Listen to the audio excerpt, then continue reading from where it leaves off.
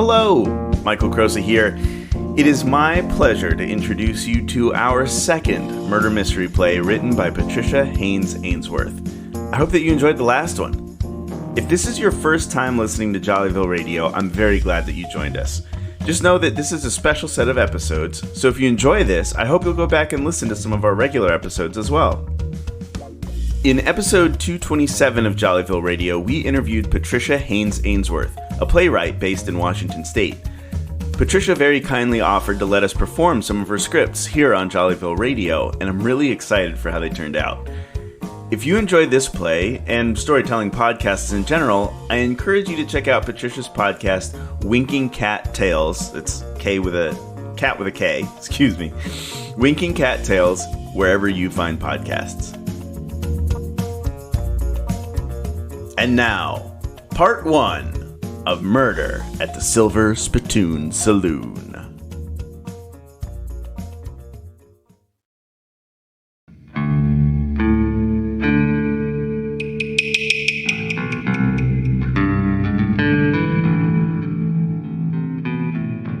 Well, howdy, folks. Welcome to the Silver Spittoon Saloon. Glad you decided to stop and wet your whistle here at the Silver Spittoon Saloon. We've worked hard to make it the sweetest little saloon west of Drybone and south of Acid Springs, east of Grissom's Gulch, and north of Cactus Canyon.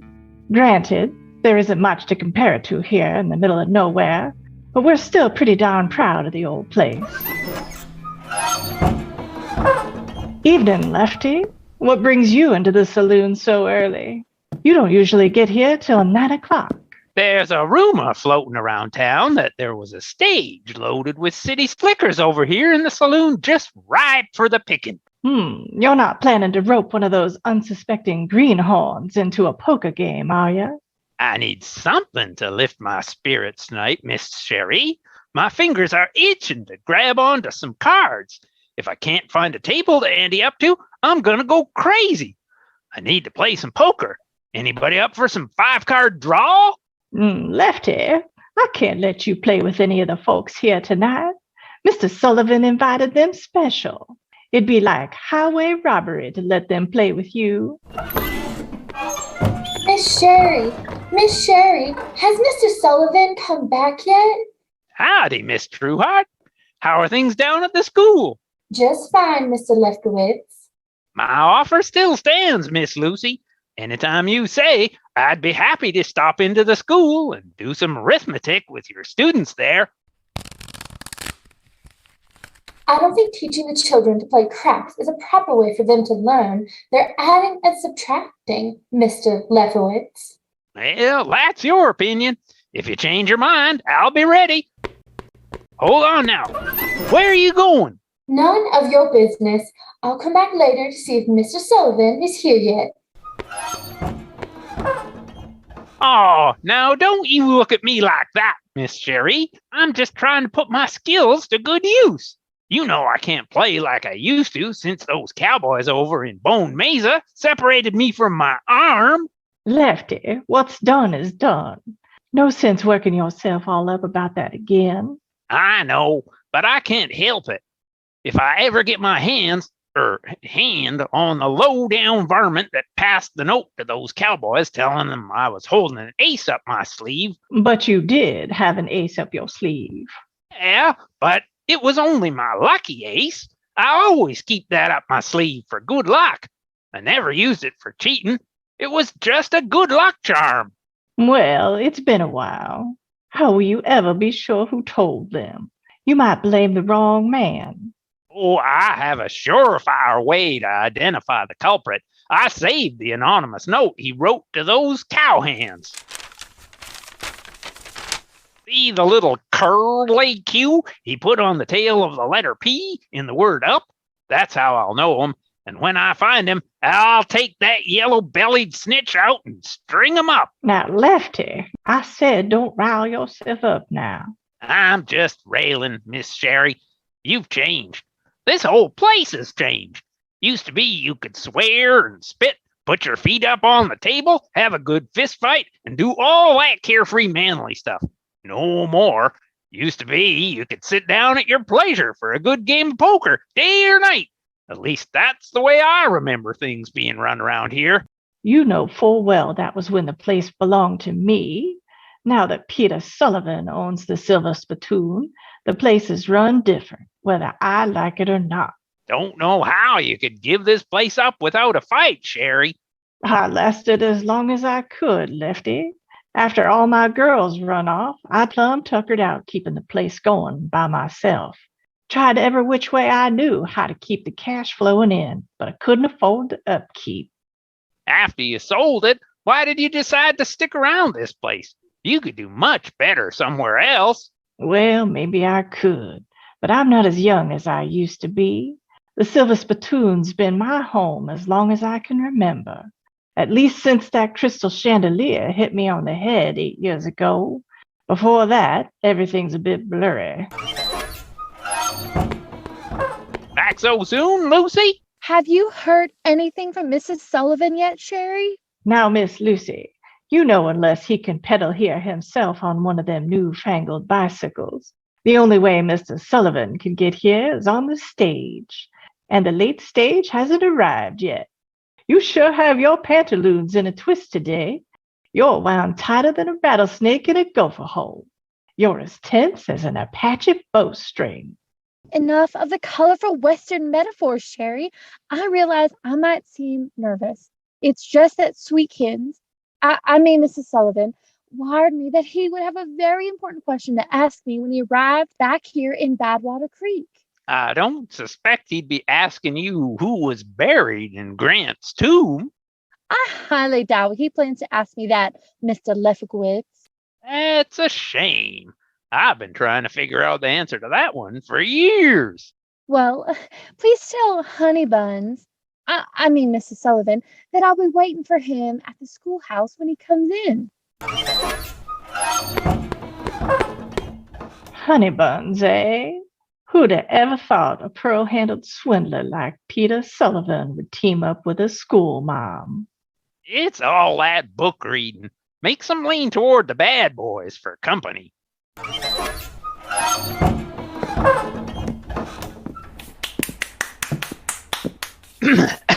Watch it, partner.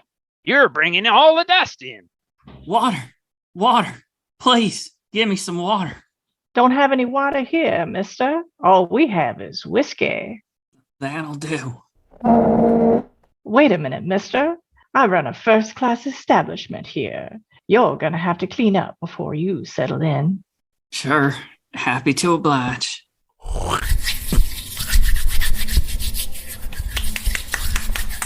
That's better. You got a name, mister? That's mighty impolite to ask such a personal question. Well, you're covered in dirt, so I'll just call you Dusty. That'll be fine.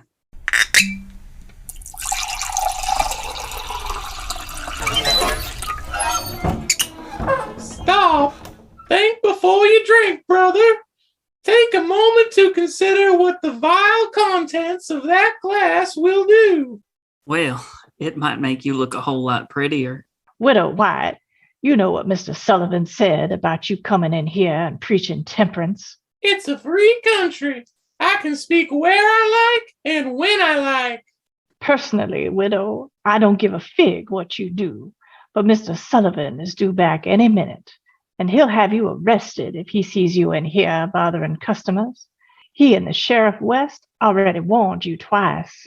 I'm not afraid of Mr. Sullivan or that sheriff. I shall be more than happy to give him a piece of my mind if he happens to come in here.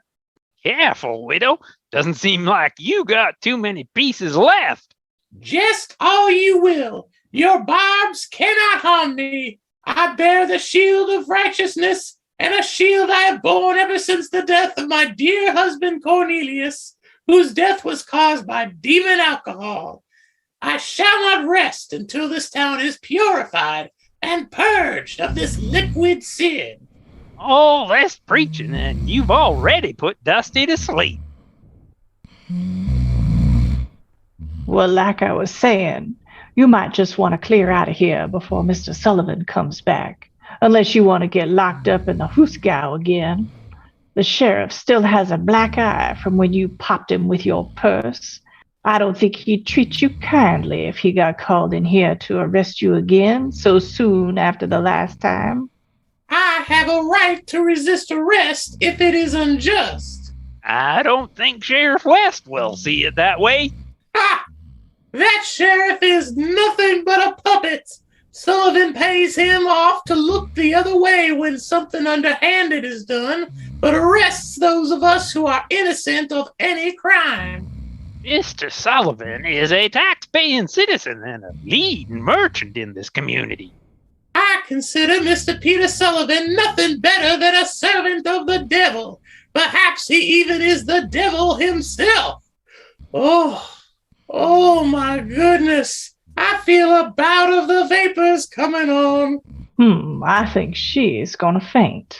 Don't worry, Cheri. I'll catch her. Lefty. I keep forgetting I don't have any arm on that side. We just have an earthquake? No, the matron here just keeled over. Sure felt like an earthquake. Get her up in a chair or something. I'm gonna go get the doctor.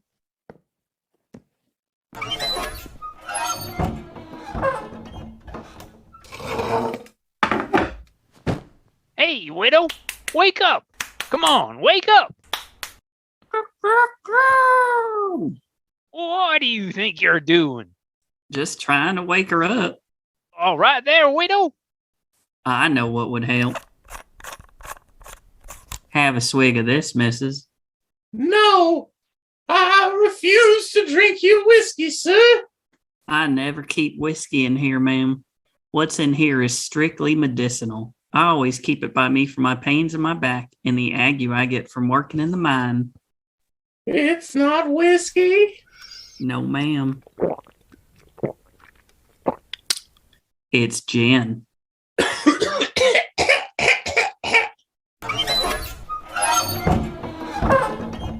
How is she? Thirsty. Doc's busy pulling a couple of molars out of Moose Barrow's jaw. Said I should bring the widow over and he'd take a look at her. How about it? You feel up to walking over to Doc Holliday's place? Of course. Although I'm feeling a bit unsteady, I may need your assistance. Sure. This way. Can I get you another whiskey, Mr.? Rhodes. The name's Dusty Rhodes. Ain't never seen you here before. What business you got in Badwater Creek? Before I tell you about my business, let me look into your eyes. As long as you keep both hands where I can see them, I don't trust pickpockets. You just jealous I have both hands. Oh, that's just mean. I guess you can take a look. Nope, you ain't him. Who's him? My old mining partner, Snake Eyes Pete. We were digging together up north and found one heck of a vein of silver. He volunteered to take 6 mule loads of ore down to the bank and file our claim. He never came back. When I went into town, they told me he sold our claim, including all the ore, and skedaddled with the money. I've been tracking him ever since, for 6 years now. He probably don't look the same, but he'll never be able to hide those slitty, yellow, snaky eyes. That's how I'll know it's him. Lefty, has Mrs. Sullivan come back yet? Look deep into my eyes. Excuse me? Nah, I guess he couldn't have changed that much. Now, Miss Lucy, like Miss Cheri told you before, he can't get here but by the stage from Yellow Rock, and that ain't come in yet. Oh, I know. I just can't wait for him to return. I'm going to tell you a secret. I just know he's going to ask me to marry him. Really? I'm so confident that I already ordered my wedding gown from the Sears catalog.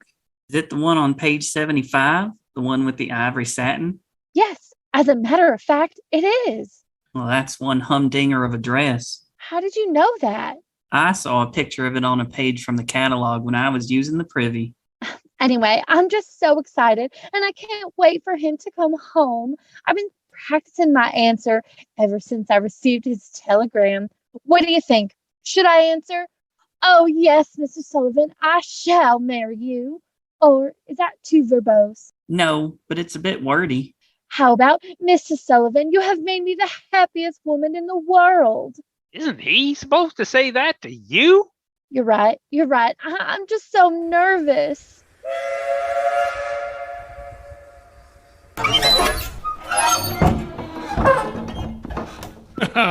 Lucy, honey, I'm home. Jehoshaphat? Oh, Snuggle Bear. I mean, Bunny Butt. I mean, Mrs. Sullivan, you're back. It's me, darling. Ain't I a sight for your sore eyes? I've been so eager to have you come home. I'm beside myself with anticipation.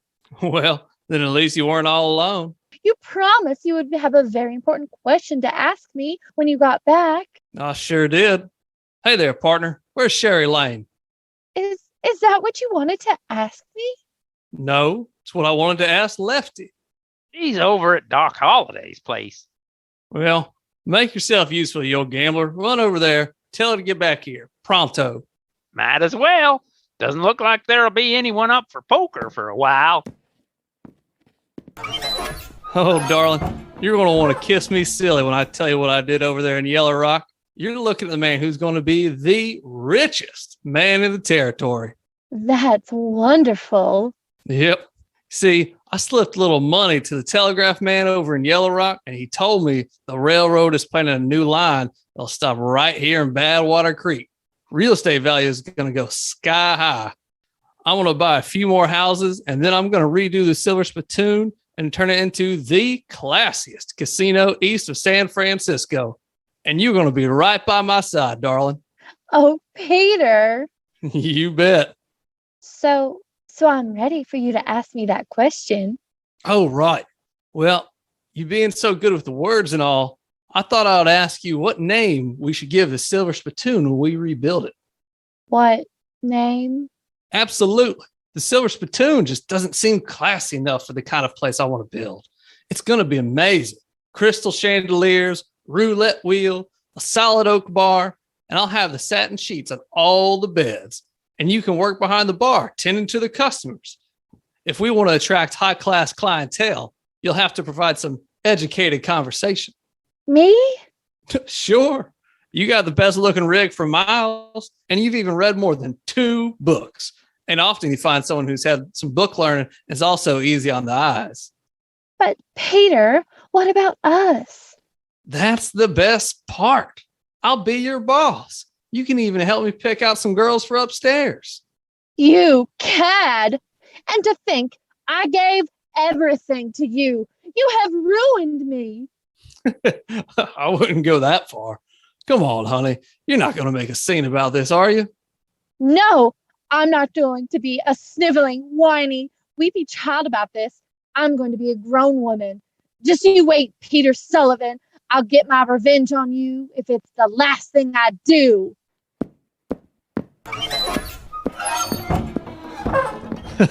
I'll never understand her. All right there, stranger. You are mighty grimy. If you're going to have all this dust all over my establishment, I'm going to need you to buy some whiskey. I'm going, but first, come here. Let me look deep into your eyes. Get away from me. You got trail dust on my new coat. Oh, beg your pardon, Snake Eyes. I gotta go. Hey, you. What'd you call me? Get back here. I got Cheri, just like you asked, Mr. Sullivan. So, what's so important you sent Lefty to bring me back here? I'm giving you your notice, Sherry. You're fired. What? Where's that little dirty man who gave me the flask? I need to refill it immediately. Mr. Rhodes? I think he passed us going out as we were coming in. Besides, widow, I think you've had enough. I need to find him. I need more of this medicine. It helps my headache, but I'm still feeling a bit unsteady. I believe I need more, and the flask is empty.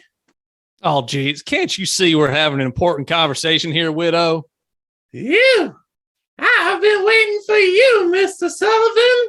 Oh, not this old song and dance again. I've heard it all before, widow. Yes, you may have heard what I'm about to say before, but you never heard it while looking down the barrel of a gun. Oh, now just wait a gosh darn minute. I waited 2 months for this moment.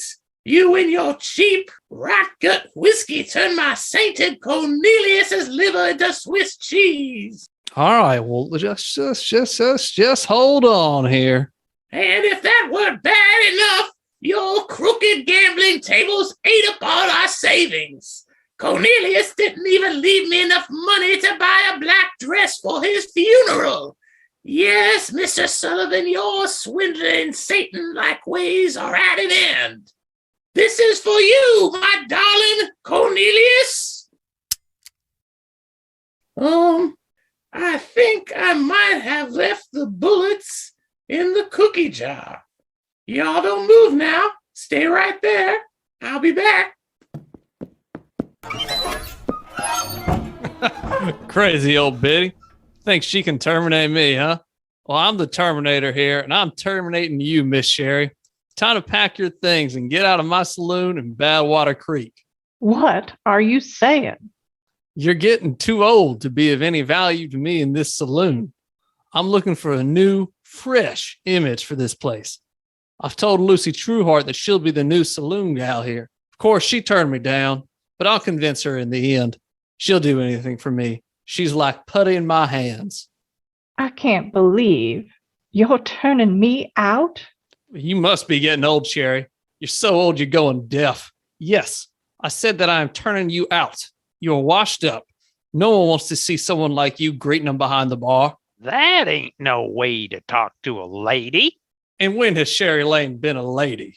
You ain't got no right to talk to me this way. I used to own this saloon. Besides, Lucy will never want to work in the saloon. You may be right about that, but even if she resists my gentle persuasion, I can always bring back some of your former employees. Huh. All my girls quit and left town years ago. They only quit because I paid them to quit. I'll just pay them to come back again.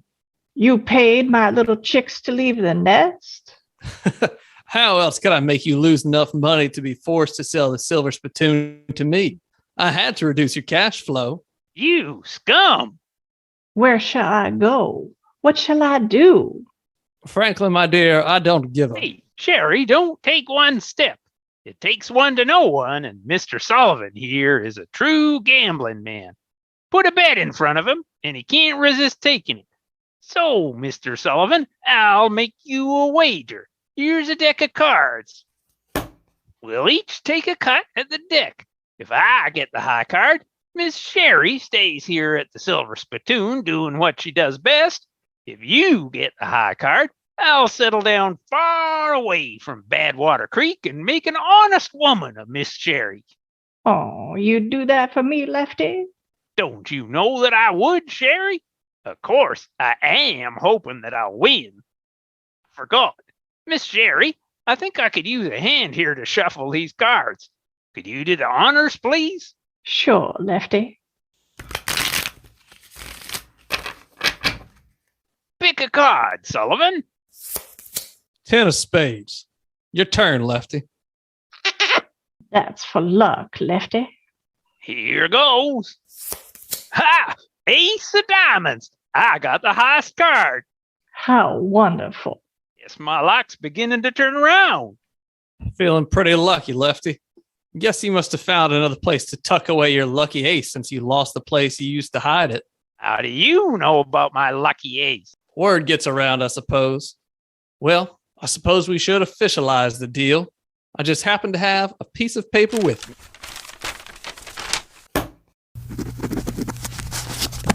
Here's what you wanted. This paper guarantees you, Miss Cheri, will always have a place at the Silver Spittoon Saloon, signed P. Sullivan, otherwise known as yours truly. Don't get cheeky. We won fair and square. You did. Enjoy your victory. Hold on to that piece of paper if you like. Frame it. In just a couple of weeks, it'll be worthless. What do you mean? Says you always have a job at the Silver Spittoon Saloon, but in a couple of weeks, I am to reopen the saloon with a new name. Maybe I'll call it the Lucky Ace Casino, which reminds me, I must be on my way to talk to my new saloon gal, Lucy Truheart.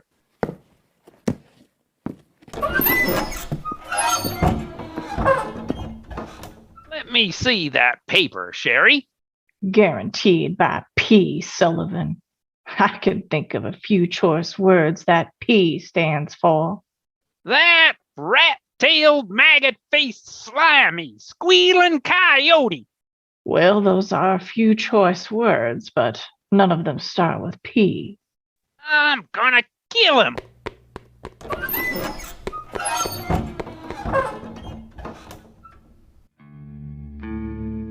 Well, now, listeners, we can't exactly auditorily depict to you what all happens next, but with respect for the delicacy of the ladies listening, I'll try and describe it for you. You see, what happens next is Peter Sullivan goes walking down the street towards Miss Lucy's house, and suddenly he stops. Something makes him feel uneasy. He sees something or someone moving in the shadows. 2 shots ring out. Sullivan falls to the ground. Oh, heck, just for good measure, let's say there was another gunshot.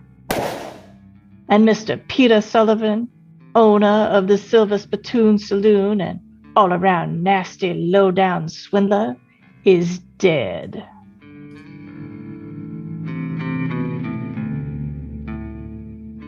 And now we've finished this particular episode, see?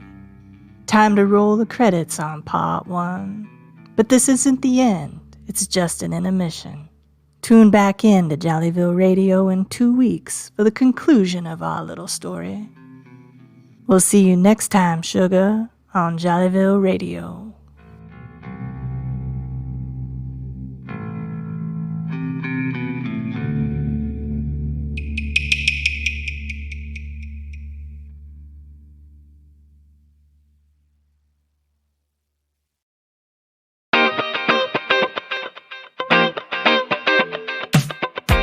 Murder at the Silver Spittoon Saloon by Patricia Haines-Ainsworth. Starring Jaime Davis as Shari Lane, Brian Green as Lefty Lefkowitz, Richard Dayries as Dusty Rhodes, Liz Rader Haigler as Lucy Truheart, Michael Stanley as Pete Sullivan, and Matt Waite as Widow White. Directed by Michael Crosa. Edited by Jaime Davis. Special thanks to Shari Kolding for Foley work. Additional music and sound effects attributed in the show notes below. Special thanks to Patricia Haines-Ainsworth for sharing her creation with us. Find more of her work on her podcast, Winking Cat Tales. That's cat with a K. Winking Cat Tales, available anywhere you listen to podcasts. Jollyville Radio is based in Chattanooga, Tennessee, and is a part of the Pizza Rice Podcasting Collaborative. We will return for the resolution of murder at the Silver Spittoon Saloon, right here on KJVR Jollyville Radio.